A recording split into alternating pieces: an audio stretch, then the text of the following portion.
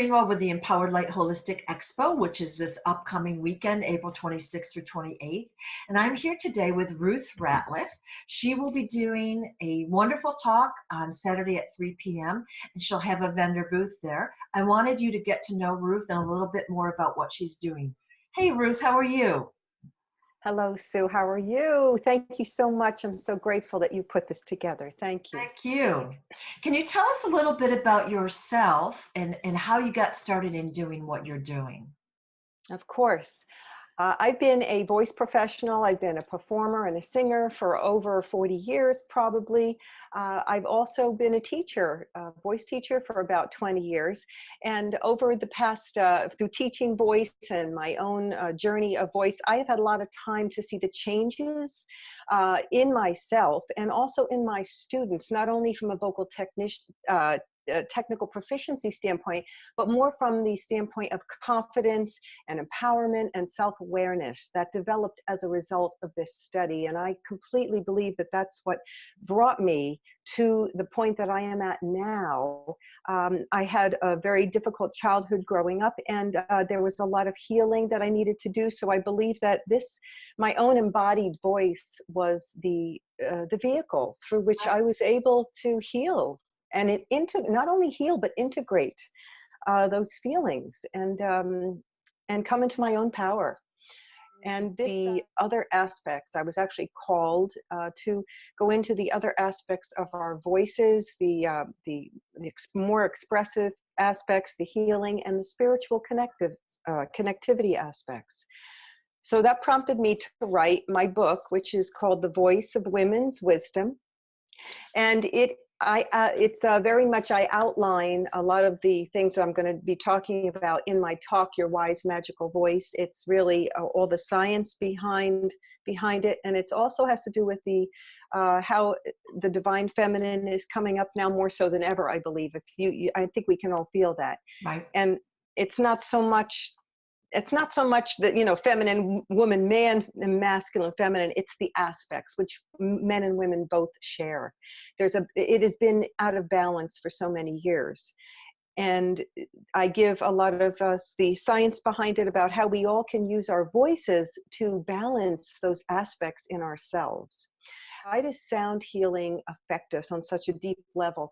Why our own embodied voice is a sonic tool of vibration that can rebalance and realign our out-of-tune energies and facilitate connection to our divine aspect and facilitate healing.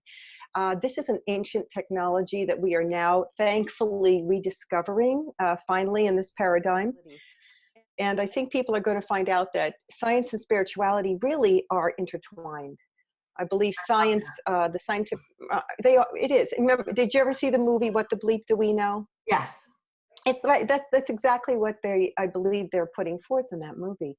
And I believe the scientific community has been terrified in the past of spirituality, thinking that it somehow negates the science, but It does not. It enhances it, because the current scientific paradigm is based on our very limited worldview, right? In the presentation, I go into something simple that they can do, a lot of ways that they can integrate this into their lives, simple ways. Humming is, would you think that humming could do anything for you? It's amazing what humming can do for you. Just to hum, like in the car, or just hum to music. Or even do like a om. Like you're supposed to do 7 really long, prolonged ohms in the morning. Right. I do that. Yeah. Go ahead. I'm sorry to interrupt. I get excited. I do that in the morning. You know what I do? I'll just, my thymus, I'll just tap my thymus and I'll do the om. And it's also cool because the water is coming down. And have you ever heard of Masaru Emoto's work with the water? Yes. How, right? A lot of people have heard of that now, thank goodness. But I feel like I am sending the water off with these beautiful vibrations, and water, it just goes around the world, right? Right. And of So course, that's we're made of mostly water as well, but we're putting the yeah, right vibration into our body. And now what's exciting is you go onto YouTube or even Facebook, there's lots and lots of videos that show, of course, the water crystals that Masaru Emoto had, used in his books. But there's all sorts of other videos where they'll use sound and like sand or water, and they get the geometric patterns. So that's quite commonly demonstrated now. So that's very exciting that people can see that it really is, there is something to that vibration, you know. And then yep, in your that's case, one. yeah, Yeah, during your talk, they're going to that's actually one of the things. experience it Yes. themselves. Yeah. Yeah. That's incredible. That's the study of cymatics, Cymatics, that he invented the cymoscope, and I'm going to show videos of people's voices, music in the cymoscope, and he invented it. It's just a cool, I want one of these. It's a cool instrument, and you can actually see the effects of the vocal vibrations on the water, and the stunning sacred geometry, as you Right. said, Sue, Right. Yeah. that they depict is mind blowing. It's mind blowing. It's paradigm shifting. And to, as you say, we're how much? That's what I say. We're what, like 60-80% water. I don't know, Right. but you are actually infusing your body with those vibrations in the form of those beautiful cymatic patterns on the membranes of your cells. And if that's not a reason to hum and tone, I don't know what is. Right. It's magical. That's why I said magical voice. Right. People, what you're doing is very timely because most of us that know anything about chakras, like we all feel blocked in the throat chakra. And if you even look at the physical body, look at the neck is the smallest area for the energy to flow through. And we have a lot of sinus issues or throat issues or whatever. We're jammed up, many of us, in that area. And we're really afraid to speak our truth.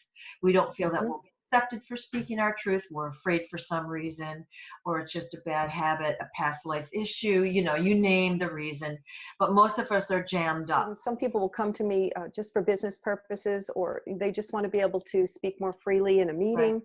Right. And not have that feeling of being choked here. Right. And it's always amazing to me when I ask them to make a sound like, hey, they literally cannot do it. The sound just sticks in their throats. Right.